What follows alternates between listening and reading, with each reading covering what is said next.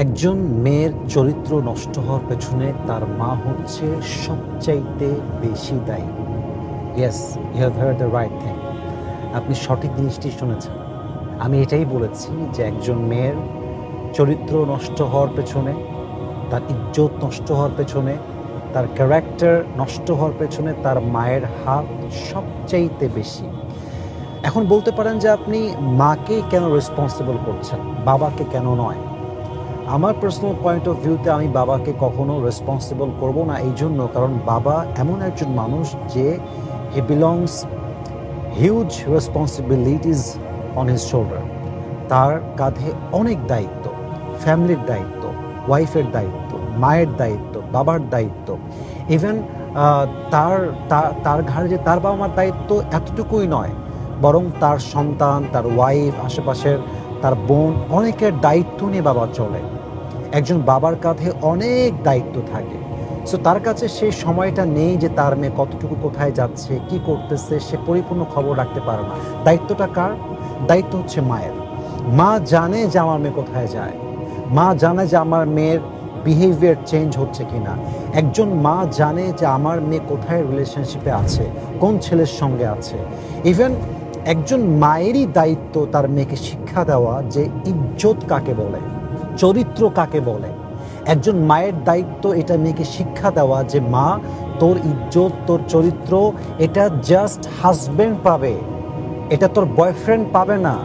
তুই যেমনভাবে ইজ্জত বিলিং করছিস বয়ফ্রেন্ডের কাছে, এটা সে ডিজার্ভ করে না। এটা ডিজার্ভ করে একমাত্র তোর husband. He is worthy of it. একমাত্র সেই এটার যোগ্য। একজন মা তার মেয়েকে শিক্ষা দিবে শ্বশুরবাড়ির সঙ্গে ডিল করতে হয় কেমন করে। একজন মা তার মেয়েকে শিক্ষা দিবে হাজব্যান্ডের গুরুত্ব একজন মেয়ের জীবনে কতটা বেশি। একজন মা তার মেয়েকে শিক্ষা দিবে যে তালাকটা তোর জীবনে আলটিমেট সলিউশন নয়। একজন মেয়ে তার মাকে শিক্ষা দিবে তোর লাইফের সবচাইতে রেসপেক্ট যে ডিজার্ভ করে, হি ইজ ইউর হাজব্যান্ড। এটা মায়ের দায়িত্ব, এটা মায়ের শিক্ষা। ইভেন আপনি আমার এ কথা বিশ্বাস করবেন কি না আমি জানি না, আজকে যত মেয়ের সংসার ভাঙতেছে, বেশিরভাগ সংসার ভাঙার পেছনে মা দায়ী। কেমনেভাবে দায়ী আমি আপনাকে বোঝাচ্ছি। শুধুমাত্র যে বিয়ের পরেই শাশুড়ি কুটনামি করতে হবে, ভুলভাল বুঝাইতে হবে, ভুলভাল বিষয়ে মোটিভেট করতে হবে, it's exactly not like that. বরং একজন মেয়ের যেই ব্রট আপ, তার যে আপব্রিঙ্গিং, তার যে বেড়ে ওঠা, পেলে ওঠা, এর ভেতরে সে যা শিক্ষা পায়, এটার ইমপ্লিমেন্ট ঘটে বিয়ের পরে। একজন মেয়ে যদি দেমাগি হয়, এটা কিন্তু বিয়ের পরে হয়েছে তা নয়, সে বিয়ের আগ থেকেই দেমাগি। একজন মেয়ে যদি জেদি হয়, সে বিয়ের পরে জেদি হয়েছে, ইটস নট লাইক দ্যাট। বিয়ের আগ থেকেই সে জেদি। আর এই যে তার হ্যাবিট, তার যে পার্সোনালিটি, তার যে চরিত্র, এই যে তার একটা অ্যাটিটিউড, এটা কিন্তু তার পরিবার থেকে আসছে। এখন যেহেতু তার মা তাকে তার অ্যাটিটিউড চেঞ্জ করতে পারে নাই, তার চরিত্র চেঞ্জ করতে পারে নাই, শিক্ষা দিতে পারে নাই, এই জন্য মেয়েটা কোথাও সংসার করতে পারে না। এটাই বাস্তবতা। একটা মা যখন জানে যে আমার মেয়েটা অবৈধ প্রেমে আছে, আমি অবাক হয়ে যাই সেই মাদেরকে দেখে যেই মায়েরা নিজেদের মেয়েকে অবৈধ প্রেম করতে সাপোর্ট দেয়। ইভেন আমার কাছে আরও অবাক লাগে এই বিষয়টা দেখলে যে কিছু মা আছে, I don't consider everyone equally, আমি সবাইকে এক পাল্লায় মাপি না। everyone has different kind of personality, I really believe that. কিছু মা আছে জাস্ট টাকার জন্য নিজের মেয়েকে অবৈধ কাজে অ্যালাউ করে, জানে যে আমার মেয়েটা অবৈধ প্রেমে আছে, কিন্তু কিছু বলে না, জাস্ট বিকজ ছেলেটার টাকা আছে, ভালো একটা স্ট্যাটাস আছে। এই মাগুলো জাস্ট যে হাজব্যান্ডের সঙ্গে গাদ্দারি করছে মেয়ে, তা নয়, মেয়ের আপকামিং হাজব্যান্ড শুধু নয়, বরং এই মা একটা জেনারেশনের সঙ্গে গাদ্দারি করতেছে, একটা প্রজন্মের সঙ্গে গাদ্দারি করতেছে। আপনি একটু আমার কথাগুলো ডিপলি শুনবেন, আমি ডোন্ট মাইন্ড, এটাকে আপনার কেউ ডোন্ট টেক ইট আদারওয়াইজ, আপনার খারাপভাবে নেবেন না, ডোন্ট টেক ইট নেগেটিভলি। আমি বিনয়ের সঙ্গে বলতেছি, আজকাল